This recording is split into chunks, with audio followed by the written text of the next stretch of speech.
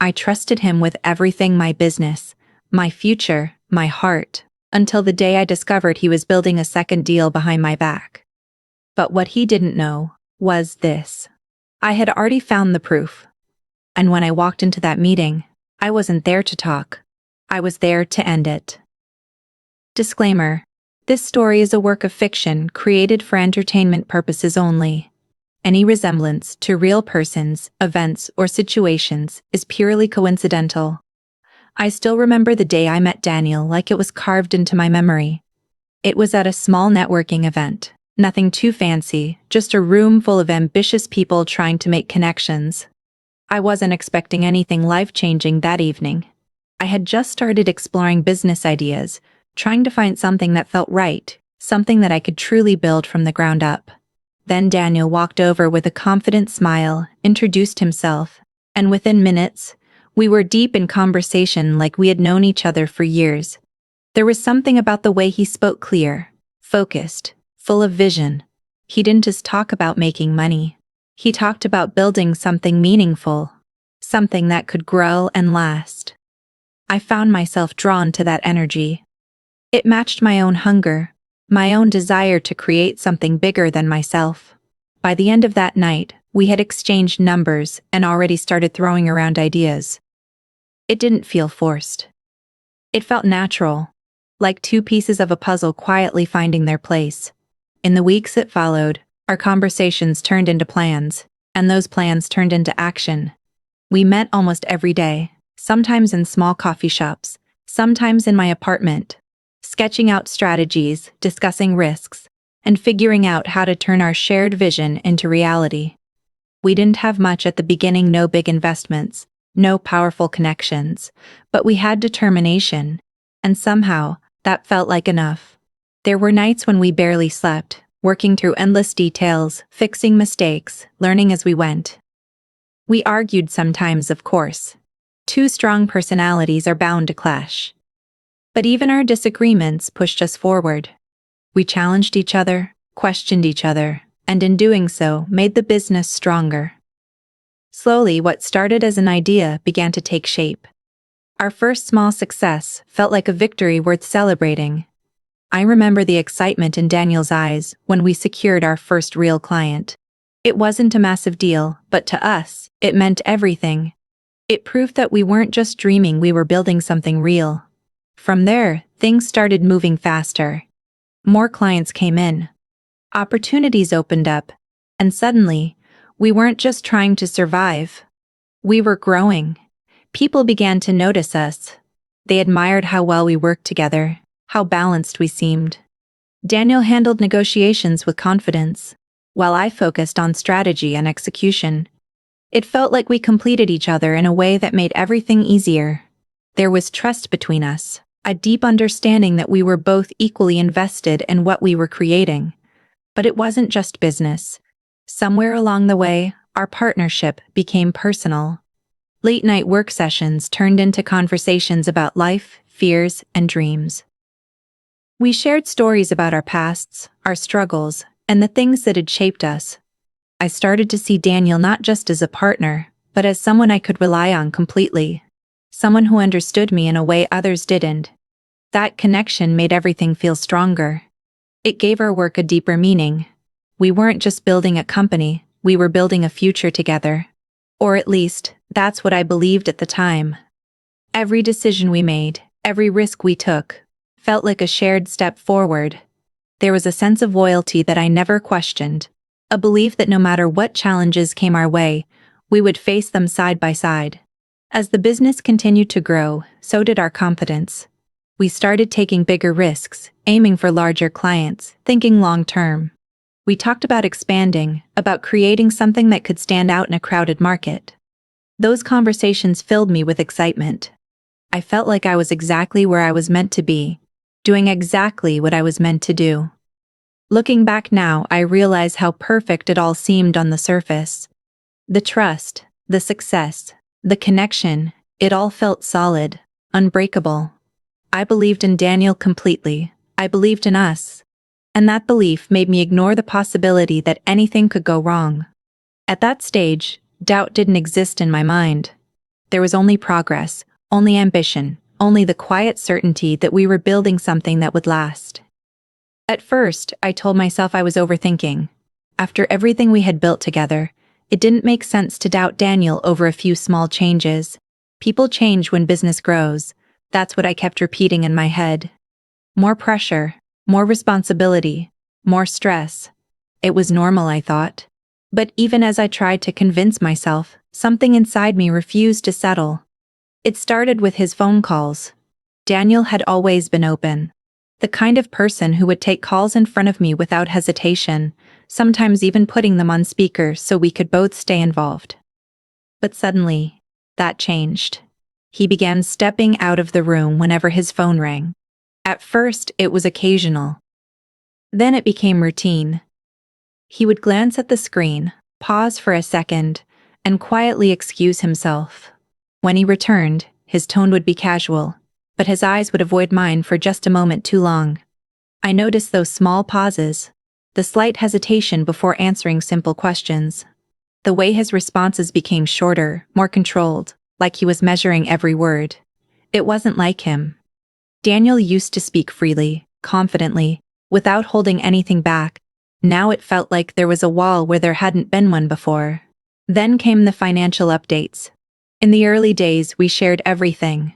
Every transaction, every expense, every planet was all transparent. We had built that trust deliberately, knowing how important it was.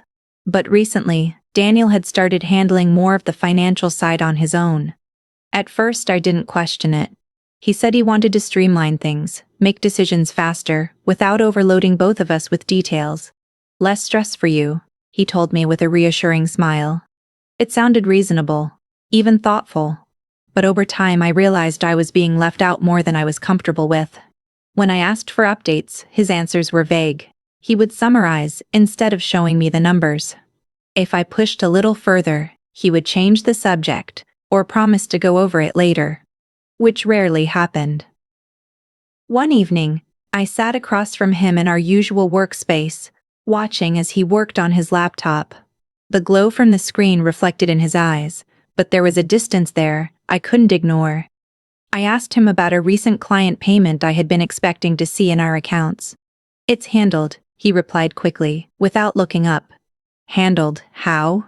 I asked, trying to keep my tone light. "Just moved things around for better cash flow," he said, still focused on the screen. That answer didn't sit right with me. Daniel had never been careless with explanations before. He knew I valued clarity, and yet now, it felt like he expected me to accept half answers without question. I nodded in the moment, but the uneasiness stayed with me long after the conversation ended. As days passed, the pattern became clearer. He was working odd hours, sometimes replying to messages late at night with a level of urgency that didn't match anything we were currently dealing with.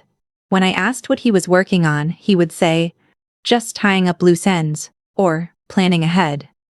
The answers sounded normal on the surface, but there was no depth to them, no real insight into what he was actually doing. What bothered me most wasn't just the secrecy, it was the shift in energy between us.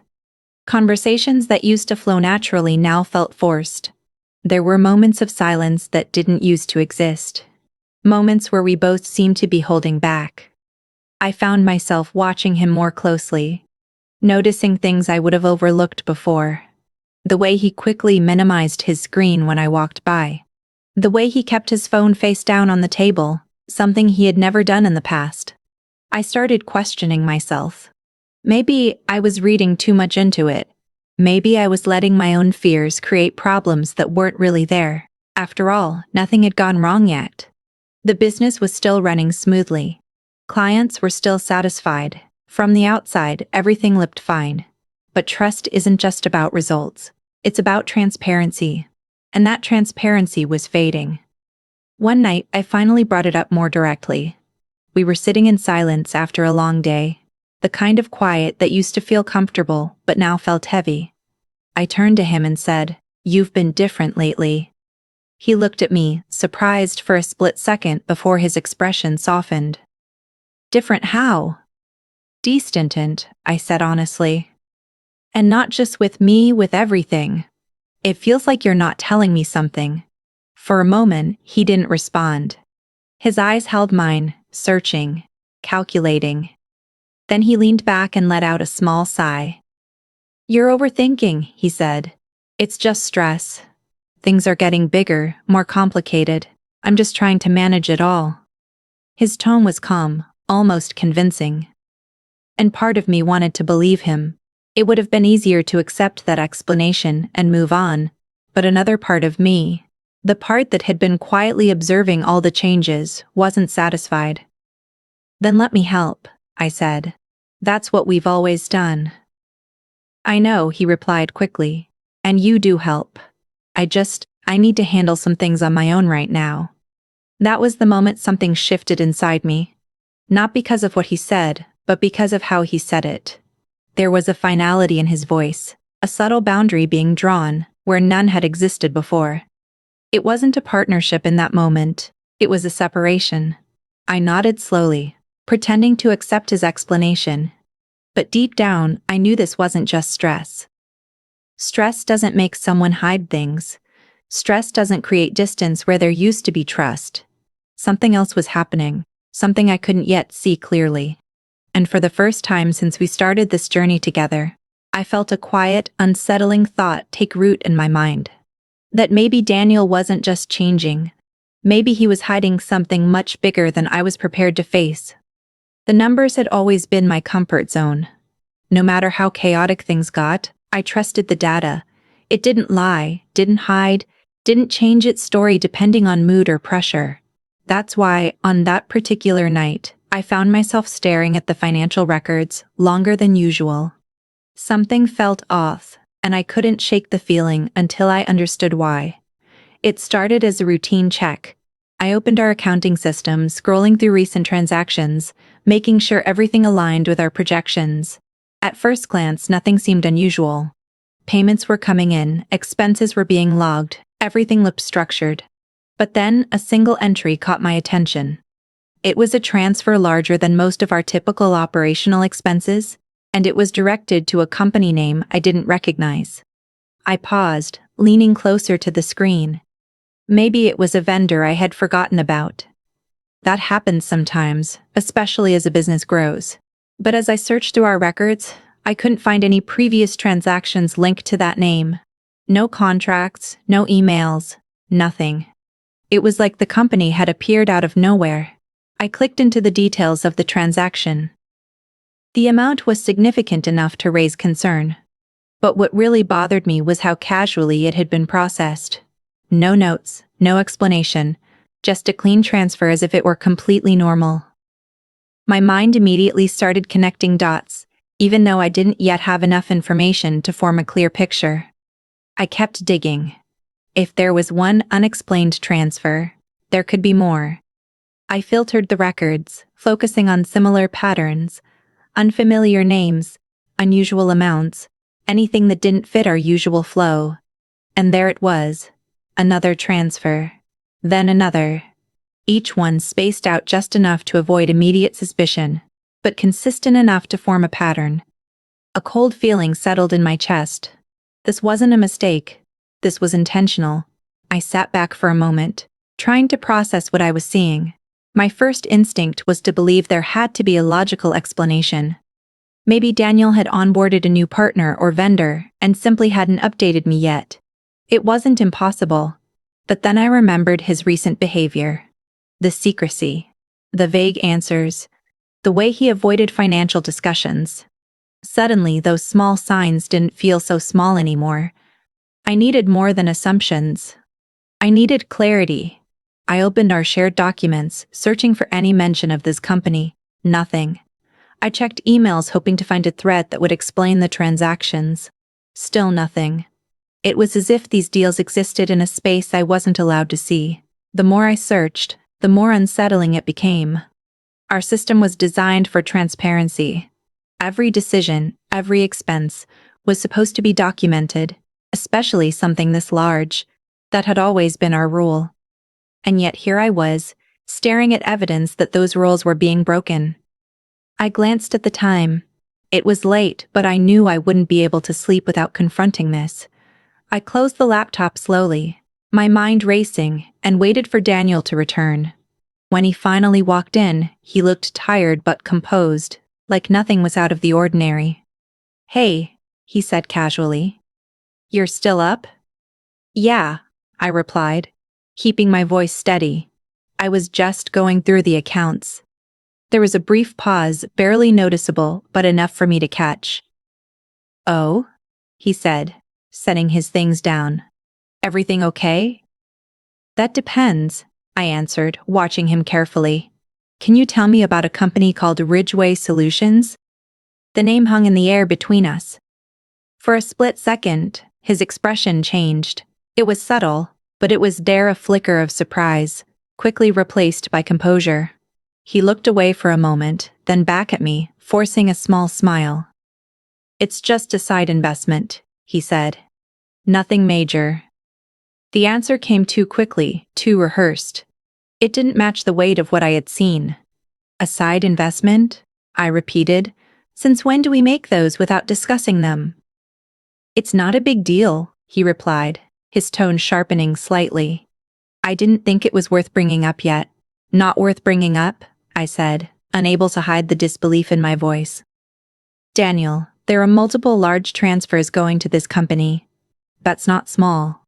He sighed, running a hand through his hair as if the conversation was exhausting him. "I said I'm handling it," he replied. "It's strategic. I'm trying to diversify, create more opportunities for us." "For us?" I asked quietly. "Then why am I just hearing about it now?" He didn't answer immediately. Instead, he looked at me with a mix of frustration and something else, something harder to define. Defensiveness, maybe. Or guilt. "You're making this bigger than it is," he said finally. "Trust me, I know what I'm doing." That word trust hit differently in that moment. It felt less like reassurance and more like a shield he was hiding behind. "I do trust you," I said, my voice steady but firm. "That's why this doesn't make sense. We've always been transparent. Why change that now?" He looked away again, avoiding my gaze. "I just needed to move fast on this," he said. "Opportunities don't wait." There it was again, another explanation that sounded reasonable on the surface but lacked depth. No details, no real insight, just enough to end the conversation. But I wasn't convinced. Not even close. I nodded slowly, pretending to accept what he was saying, but inside, everything was shifting.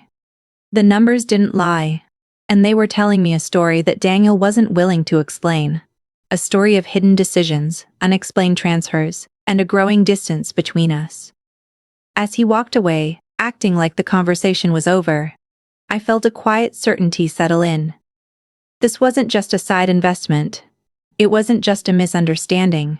There was something much bigger behind those transactions. And whatever it was, Daniel had no intention of telling me the truth about it. I couldn't rely on his words anymore.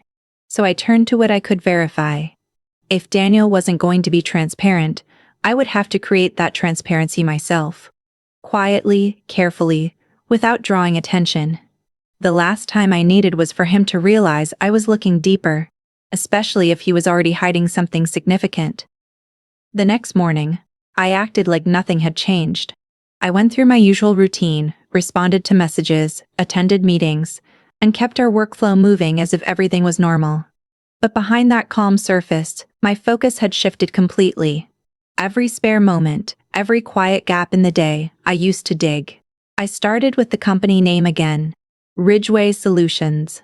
This time, I didn't limit myself to our internal records. I searched public databases, business registries, anything that could give me a trace. It didn't take long to find it. The company was officially registered just a few months ago, right around the time Daniel's behavior had started to change. That alone was enough to raise concern, but it wasn't the worst part. As I opened the registration details, my eyes moved quickly through the document until they landed on the ownership section. My chest tightened. Daniel's name was there. Not as a minor shareholder, not as a consultant, as a primary owner. For a moment, I just stared at the screen, letting that reality sink in. He hadn't mentioned starting another company. Not once. And yet here it was. Formal, documented, undeniable. This wasn't a casual side investment like he had claimed. This was something he had built intentionally. Something he had kept completely separate from me. I leaned back in my chair, trying to slow my thoughts. There had to be more. One hidden company didn't explain the full picture. If he had gone this far, there was likely a larger plan behind it. I continued digging, following every lead I could find. I cross-referenced the transaction dates with the company's activity. I looked at associated addresses, contact details, anything that could connect the dots. Slowly, a clearer pattern began to form. Ridgeway Solutions wasn't just existing quietly in the background, it was active. It had contracts, ongoing negotiations, and most importantly, it was operating in the exact same space as our company. Same services. Same target clients. It wasn't a side project. It was competition. The realization hit hard, but I forced myself to stay focused. Emotions could come later. Right now, I needed facts. I moved on to emails. Daniel had been more careful there, but not careful enough. I found fragments, short exchanges, forwarded messages, things he probably assumed I wouldn't notice. Most of them were vague, but together, they started to tell a story. A story of meetings I hadn't been invited to, conversations I wasn't part of, decisions made without my knowledge. And then I found something that made everything else feel small. A contract draft. It wasn't finalized yet, but it was clear enough. Ridgeway Solutions was negotiating with one of our biggest clients. Not just any client, the one that had helped stabilize our growth, the one we had worked the hardest to secure. My hands went still on the keyboard. This wasn't just secrecy. This was a direct move against our own company. I read through the document again, slower this time, making sure I hadn't misunderstood. But there was no mistake. The terms were clear. The structure was clear. Daniel was positioning his new company to take over that client completely. And I had no idea until now. A wave of anger rose up, sharp and immediate. But beneath it was something heavier. Betrayal. Not just professional, but personal. Everything we had built together, every late night, every shared planet, all felt suddenly fragile, like it had been built on something unstable without me realizing it. I closed my eyes for a moment, steadying myself. I couldn't afford to react impulsively, not yet. If I confronted him now, all I would get were more half-answers, more deflection, and worse, I might alert him enough to cover his tracks. No, I needed to be smarter than that. I needed to see the full picture before making a move. So I kept going. I tracked the financial transfers again, this time mapping them against key dates. Each transaction aligned with a specific step in Ridgeway's development registration, operational setup, client outreach. It was all connected. Every move had been planned carefully, executed quietly, and hidden just well enough to avoid immediate detection. Daniel hadn't just made a mistake, he had built an entire parallel operation. And he had done it right beside me. As the evidence stacked up, a pattern became undeniable. This wasn't something recent or rushed, it had been in motion for months.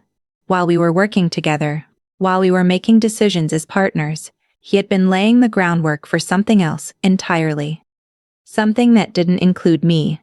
I opened one last file, unsure of what I would find but unable to stop.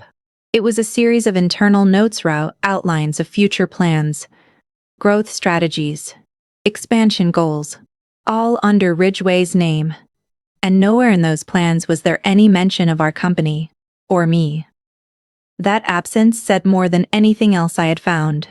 I sat there in silence, surrounded by the quiet hum of the room, staring at the screen that had just changed everything. The trust I had once felt now seemed distant, almost unreal. In its place was clarity, cold, sharp, and undeniable. Daniel wasn't just hiding something, he was building something new.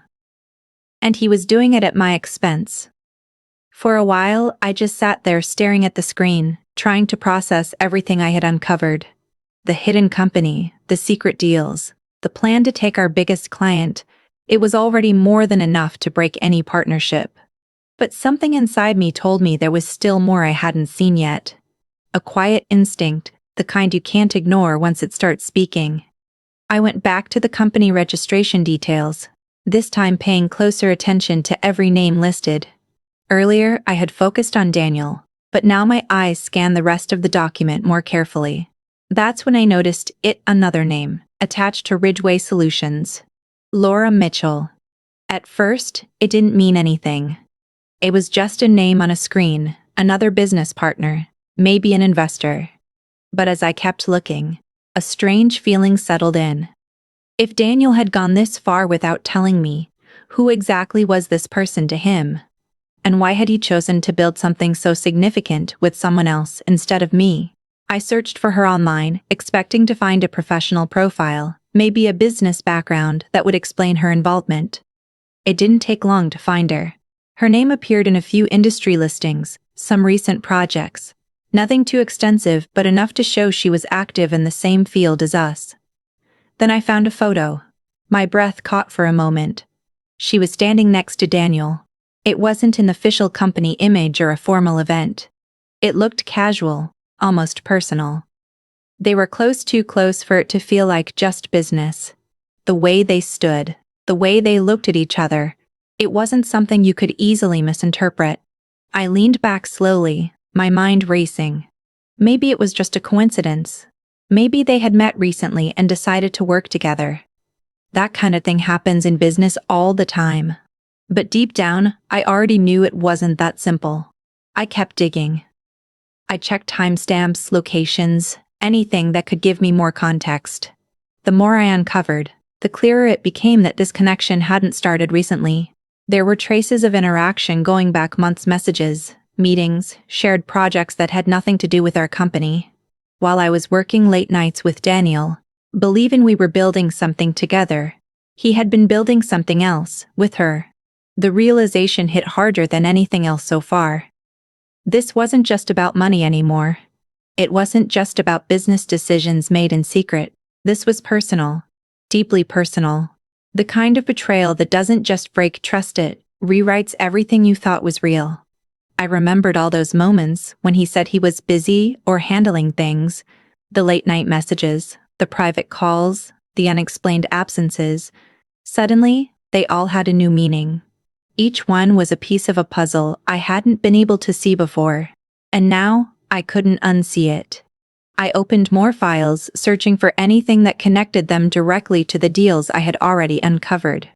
It didn't take long. There were emails between them discussing strategy, client transitions, and timelines. The tone was professional, but there was an ease in their communication that suggested familiarity beyond just work. They weren't just partners. They were aligned in a way Daniel and I used to be. That thought cut deeper than I expected. For a moment, anger took over. Sharp, immediate, almost overwhelming. I wanted to confront him right then, to demand answers, to force him to explain how he could do something like this. But just as quickly as the anger rose, I pushed it down. Reacting emotionally wouldn't help me. Not now. What I needed was clarity, control, so I kept going. I reviewed the timeline again, this time focusing on when Laura appeared in the picture. It matched almost perfectly with when Daniel started becoming distant, when he stopped sharing details, when the small signs began. That wasn't a coincidence. That was the turning point. I realized then that everything I had experienced over the past few weeks, the confusion, the doubt, the subtle changes in his behavior, had all been leading to this moment. The moment where the truth was no longer hidden, no longer uncertain.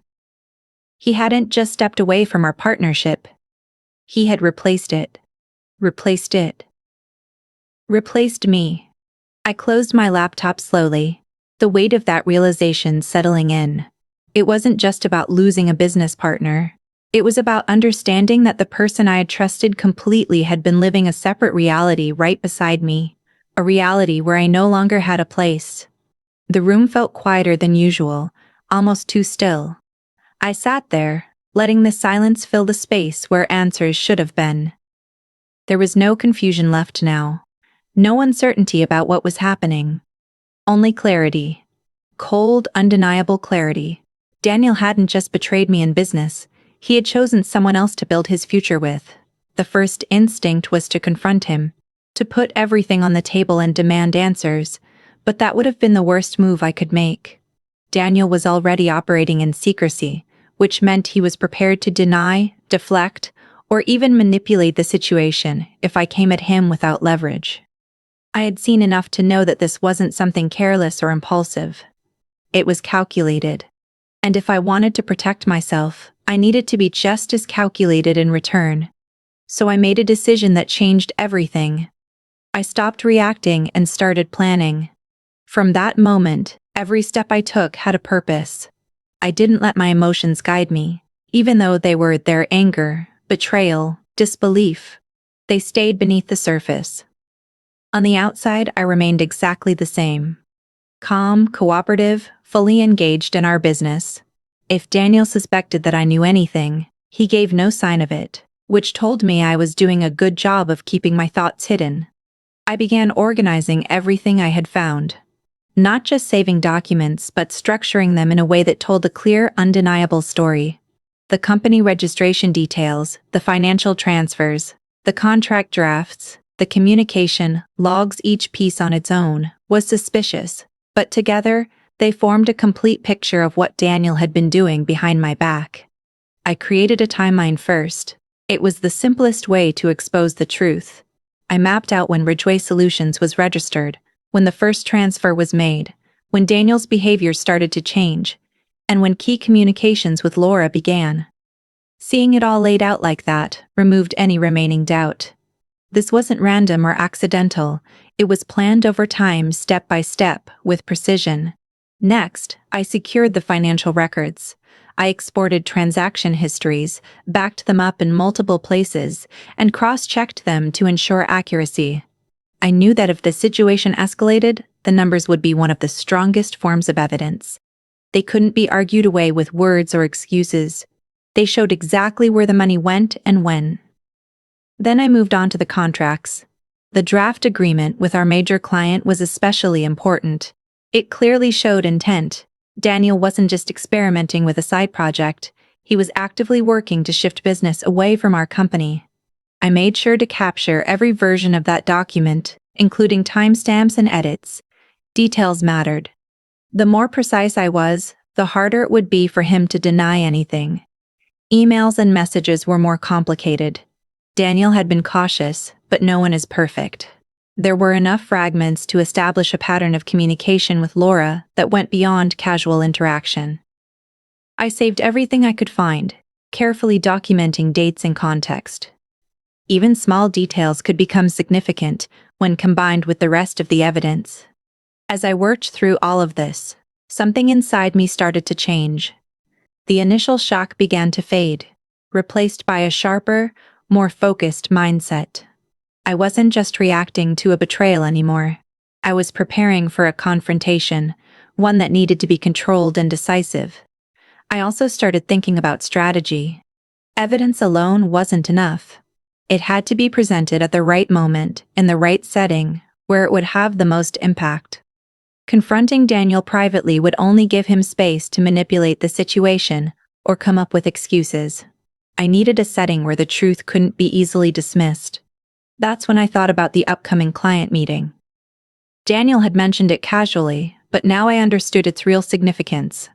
It wasn't just another routine discussion. It was part of his plan to transition the client to Ridgeway Solutions. That meeting would be the perfect moment for him to execute his strategy, and for me to stop it. The idea settled in my mind with quiet certainty. I wouldn't confront him before the meeting. I would let him proceed, let him believe everything was under control. And then, at the exact moment he tried to move forward with his plan, I would reveal everything. It wasn't about revenge in that moment. It was about control. About making sure the truth came out in a way that couldn't be ignored or twisted. I continued preparing over the next few days, refining the evidence, organizing it into a single, clear presentation. I printed copies, created digital backups, and made sure everything was easily accessible. There would be no room for confusion, no gaps he could exploit. At the same time, I maintained the illusion of normalcy.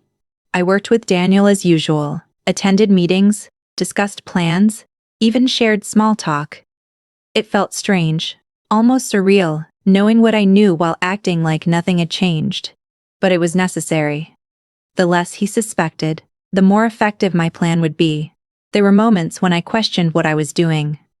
Not because it was wrong, but because it was strong, but because it was so different from who I used to be. I had always believed in honesty, in addressing problems directly. But this situation wasn't built on honesty.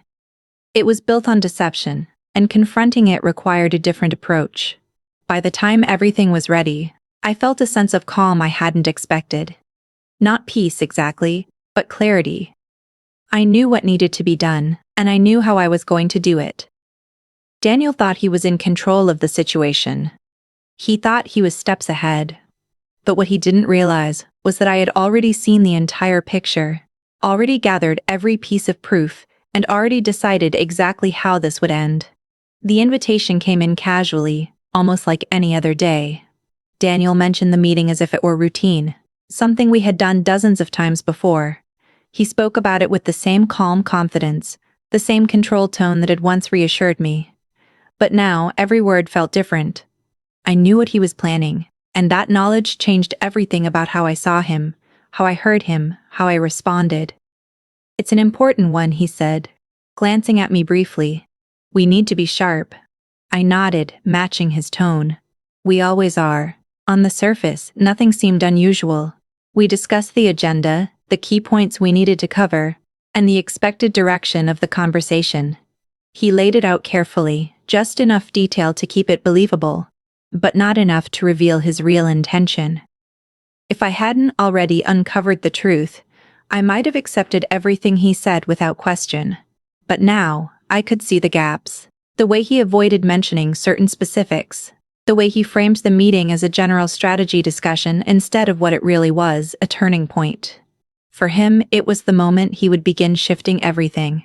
For me, it was the moment I would stop him. That morning, I prepared like I had never prepared before. Not just mentally, but strategically.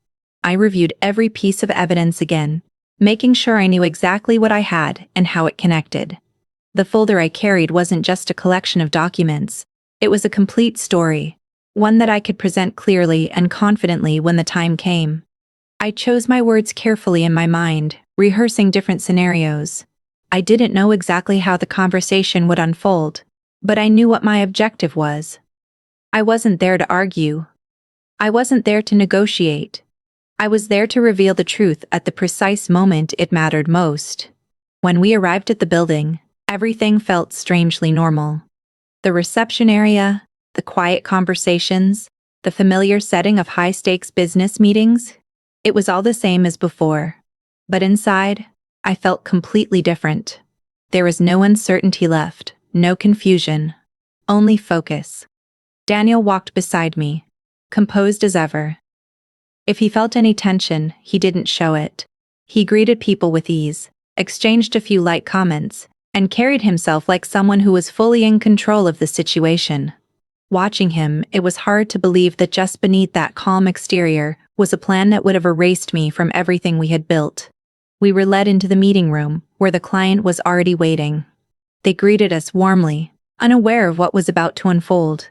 To them, this was just another business discussion, another step in an ongoing partnership. They had no reason to suspect anything was wrong. We took our seats, and the meeting began. At first, everything followed the expected flow. We discussed performance, reviewed past results, and talked about future opportunities. Daniel spoke confidently, presenting our achievements and outlining potential strategies. I listened carefully, observing not just what he said, but how he said it. There was a subtle shift in his tone as the conversation progressed, a gradual transition toward something more specific. I could see it coming. He was setting the stage. The client leaned in, engaged, trusting. They asked questions, shared their expectations, and expressed interest in expanding the partnership. It was exactly the kind of environment Daniel needed to introduce his next move. And then he did. "There's something new I've been working on," he said, his voice steady but deliberate. "An opportunity that could take things to the next level." I remained still, my expression neutral, even as my attention sharpened. He continued, carefully explaining the idea without revealing everything at once. He spoke about innovation, flexibility, and growth, framing it as a natural evolution of our current work. But I knew what he was really doing. He was positioning Ridgeway Solutions as the better option, preparing to transition the client without making it seem abrupt. The client listened, intrigued but cautious. "Is this part of your current company structure?" they asked. Daniel paused for just a fraction of a second, then smiled. "It's an extension, a more focused approach to what we've been doing." That was the moment everything aligned. The half-truths, the vague explanations, the careful wording. It was all leading to this point. I could feel the tension building, even if no one else in the room fully understood it yet. Daniel believed he was in control, that he could guide the conversation exactly where he wanted it to go. He believed he had managed every detail, accounted for every variable. But he hadn't accounted for me. My hand rested lightly on the folder beside me, the weight of it grounding me in that moment. Inside it was everything: the proof, the truth, the reality he had tried to keep hidden. I didn't need to rush. Timing was everything, and I was waiting for the exact point where his plan became irreversible. The client nodded slowly, considering his proposal. "We'd need more clarity on that," they said. "Details, structure, how it impacts our current agreement." Daniel leaned forward slightly, ready to respond, ready to guide them further into his narrative. And that's when I knew the moment had come. Not before, not after, right then. Because once he spoke again, once he moved forward with his plan, it would become harder to stop. This was the point where everything balanced on a single decision: his next move, and mine. The room felt still, the air heavy with unspoken tension. Daniel opened his mouth to continue, completely unaware that the control he believed he had was about to slip away, completely unaware that I wasn't there to support his plan, but to expose it in front of the very people he was trying to convince. The room felt normal on the surface, but inside me, everything was locked into place. Daniel was still speaking, still shaping his version of the story, carefully guiding the client toward the direction he wanted. His confidence hadn't shaken even once.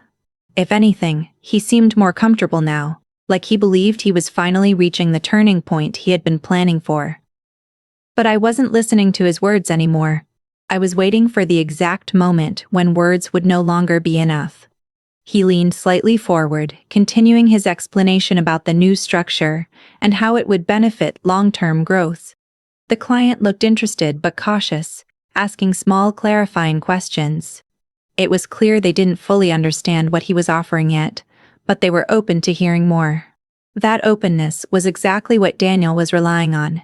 He thought he had already won the room. That belief was his mistake. I slowly placed my hand on the folder beside me. It wasn't dramatic. It wasn't rushed. It was controlled, intentional. No one noticed it except me.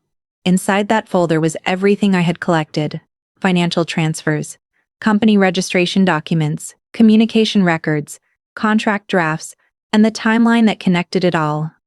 It wasn't just evidence. It was a complete breakdown of his second reality. Daniel glanced at me briefly while speaking, but there was nothing in his expression that suggested suspicion. To him, I was still his partner, sitting quietly in a meeting, observing as usual. That assumption gave me exactly what I needed. He turned back to the client and continued, "This structure allows us to scale faster and give you more flexibility." That was the moment. Not when he finished the sentence, not when he paused, but right in the middle of his flow, where his confidence was strongest and the narrative felt most stable. I stood up. The movement wasn't sudden or aggressive. It was steady, deliberate, and completely unexpected in that setting. The sound of my chair shifting broke the rhythm of the conversation instantly. Daniel stopped speaking mid-sentence. Every eye in the room turned toward me. For a second, no one said anything. The silence wasn't empty. It was charged. Daniel looked at me, confused at first, as if trying to understand why I had interrupted. Then, slowly, that confusion began to shift into something else. Something less certain. "What is this?" he asked quietly, trying to keep his composure. I didn't answer him immediately. Instead, I placed the folder on the table in front of the client. The sound of it landing was soft, but in that moment, it felt louder than anything else in the room. "This," I said calmly, "is what you weren't told." The client looked at the folder, then at me, unsure of what was happening. Daniel straightened in his chair, his expression tightening slightly. "Sophia," he said, more firmly now, "what are you doing?" I turned toward him, finally meeting his gaze directly. There was no hesitation in my voice anymore. No uncertainty left. "I think you should let them see," I said. He let out a small, controlled breath, trying to maintain authority. "This is not the time for." But I didn't let him finish. I opened the folder. The first document I placed on the table was the company registration for Ridgeway Solutions. The name alone changed the energy in the room. I saw the client's expression shift slightly, curiosity turning into confusion. "This company," I said, "was created while we were still actively working together under our existing agreement." Daniel's posture changed immediately. Not dramatically, but enough for me to notice. A subtle tightening in his shoulders. A shift in his breathing. I continued. The next document showed the financial transfers. Large amounts moving consistently over time. No explanation, no mention in our official records. "These transfers," I said, sliding the pages forward, "were made without disclosure to our shared financial structure." The client leaned forward now, reading carefully. The atmosphere in the room was no longer calm. It was shifting, piece by piece, into something much heavier. Daniel tried to intervene. "This is internal misunderstanding," he said quickly. "It's being taken out of context." But I wasn't done. I placed the contract draft on top of everything else. The document that showed intent. The move toward redirecting a major client. The plan that connected everything together. "This is not misunderstanding," I said firmly. "This is structure, planning, execution." The room went silent again. The client picked up the document slowly, scanning through it. I could see the realization forming in their expression. Not all at once, but in layers. Confusion first. Then concern. Then clarity. Daniel leaned forward slightly, his voice lower now. "You didn't have the full picture," he said, trying to regain control. "There were reasons for." "Then explain them," I interrupted calmly. That stopped him. Because there was no clean explanation that could undo what was already visible in front of them. Not anymore. The client placed the papers back on the table carefully, as if they had suddenly become heavier than before. And in that moment, I knew the shift had already happened. The control Daniel believed he had wasn't in the room anymore. For a moment after I finished speaking, the room stayed completely silent. It wasn't the kind of silence that comes from confusion anymore. It was the kind that follows realization. I could see it in the client's expression. The slow shift from curiosity to concern, and then to something heavier, something more serious. They were processing everything piece by piece, connecting what I had just shown with what Daniel had presented earlier. The contrast was no longer subtle. It was clear. Daniel tried to recover immediately. He leaned forward, forcing calm into his voice, as if volume alone could reset the situation. "This is being misrepresented," he said quickly. "These documents are incomplete, and the context is." But his words didn't carry the same weight anymore. Not in that room. Not after what had just been placed on the table. The client raised a hand slightly, signaling him to pause. That small gesture changed everything. It wasn't aggressive, but it was final in tone. Daniel noticed it too. For the first time since the meeting began, his confidence slipped just a little. "I need a moment to understand this properly," the client said, looking down at the documents again. That sentence alone was enough to shift the direction of the entire conversation. Daniel glanced at me briefly, and in that look I saw something I hadn't seen before. Not anger exactly, but disbelief mixed with urgency. He wasn't just losing control of the narrative anymore, he was realizing he might lose control of everything. He tried again. Softer this time. There's been a misunderstanding between partners, he said. This is an internal matter. It doesn't affect our ability to deliver. But the damage was already done. The phrase, internal matter, no longer felt neutral. It felt like an attempt to minimize something that was clearly much larger. The client slowly placed the documents down and leaned back in their chair. Their expression had changed completely now. The curiosity was gone. What replaced it was careful evaluation. "This doesn't look like a misunderstanding," they said quietly. "This looks like a parallel structure operating without disclosure." Those words hung in the air heavier than anything else. Daniel opened his mouth again, but no clear response came out immediately. For the first time, I saw him searching for words instead of controlling them. I stayed quiet. I didn't need to add anything more. The evidence was speaking for itself now. The client turned another page, scanning the financial records more carefully. I could see their attention narrowing, focusing on dates, amounts, and patterns. The room felt tighter, like the air itself had become more concentrated.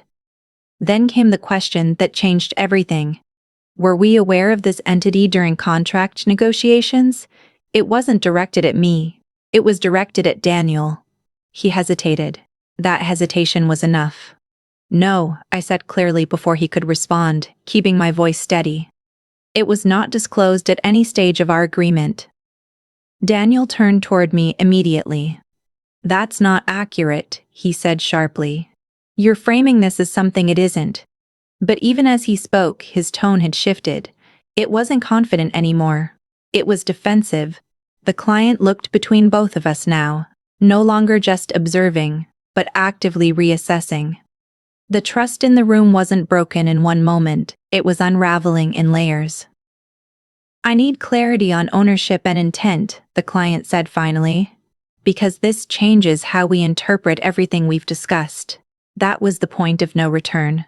Daniel realized it too. I could see it in the way his posture changed slightly. The way he stopped trying to project control and started trying to contain the situation instead. The shift was subtle but undeniable. "This is being exaggerated," he said again. But the repetition made it weaker, not stronger. "We can resolve this internally, without disrupting anything further." But the client didn't respond immediately. Instead, they looked back at the documents again. This time, more slowly, more critically. And then they said something that sealed the moment. "Until we fully understand this structure, we cannot proceed with the proposal as discussed." There was no anger in their voice, no confrontation, just decision. Silence followed again, but it was different now. It wasn't uncertain anymore. It was settled. Daniel leaned back slightly, his hands resting on the table, no longer speaking. For the first time since I had known him, he didn't have an immediate response. The control he always carried, the ease he always relied on, wasn't there anymore.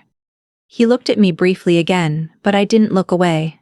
Because in that moment, everything he had built around secrecy, assumption, and control was no longer intact. It had already begun to fall apart in front of the very people he had tried to convince otherwise. The silence that followed the client's final words felt heavier than anything that had happened before. It wasn't confusion anymore, and it wasn't negotiation. It was decision-making in progress, quiet and irreversible. I could see it in their posture, in the way they carefully set the documents down, in the way they avoided rushing into any emotional reaction. They were professionals, and professionals don't react impulsively when trust is broken. They reassess, restructure, and then move on. Daniel, however, was still trying to hold on. He straightened in his chair, forcing himself back into composure. "This situation can be clarified," he said again. But his voice had lost its earlier certainty. "There are internal processes that weren't fully aligned, but that doesn't change our capability or the value we bring." But the room no longer responded to confidence alone. The narrative had already shifted. The client looked at him for a long moment without speaking, and that silence said more than any argument could. Finally, they spoke. We will need to pause all decisions related to this partnership until a full review is completed. That was it. No anger. No confrontation. Just a clean separation from momentum. Daniel didn't respond immediately. For the first time, he seemed to understand that he wasn't steering the situation anymore. The structure he had tried to build in secrecy had become visible, and visibility changes everything in business. What is seen cannot be unseen. I stayed quiet. I didn't need to push further. The evidence had already done its job. Anything I said now would only be repetition. The client gathered the documents carefully, almost respectfully, as if acknowledging their importance. Then they stood up slightly, signaling the end of the meeting. We will be in touch after our internal review, they said, neutral but firm. The tone was final without being dramatic, and that made it more powerful. Daniel stood as well, slower than usual. His movements were controlled but not confident anymore. He tried once more, softer this time. I would appreciate the chance to explain this properly outside this setting. The client nodded politely, but didn't commit to anything. That non-answer was louder than rejection. When they left the room, the door closing behind them felt like the end of something far bigger than a meeting. For a few seconds, neither of us spoke. The room that had felt tense before now felt empty in a different way. Not emotionally empty, but structurally empty, like something important had been removed from it. Daniel finally turned toward me. You planned this, he said quietly. It wasn't a question. I met his gaze directly. I responded to what you built, I said. He exhaled slowly, running a hand through his face. For a moment, he looked less like someone angry and more like someone trying to understand how far things had slipped without him noticing. You didn't have to do it like this, he said. I didn't choose secrecy, I replied calmly. You did. That sentence landed without force, but it didn't need force. It was simply the truth. He looked away for a moment, toward the table, where the remaining documents still sat. The physical evidence of everything he had tried to keep separate, now fully exposed in one place. I was going to manage it, he said, almost to himself. I was going to fix the structure before it affected anything. But you didn't, I said. He didn't answer that.